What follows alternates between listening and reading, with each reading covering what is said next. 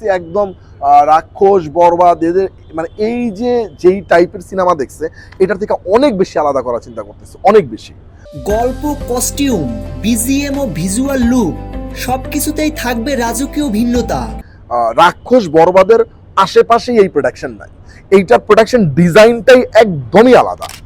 Production স্কেলে দেখা মিলবে না আগের কোনো প্রজেক্টের ছায়া, এমনটা জানিয়েছেন পরিচালক মেহেদী হাসান হৃদয়।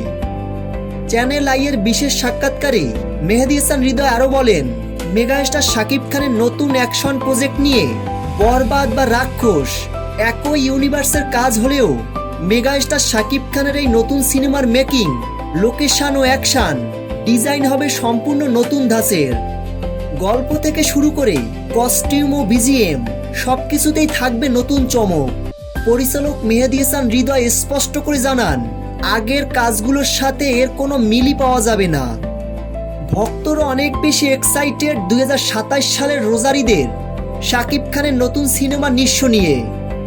তো ভিউয়ার্স, পরিচালক মেহেদী হাসান হৃদয়ের এই নতুন ধামাকা নিয়ে আপনি কতটা আশাবাদী ভিডিওর নিচে কমেন্ট করে জানাতে ভুলবেন না।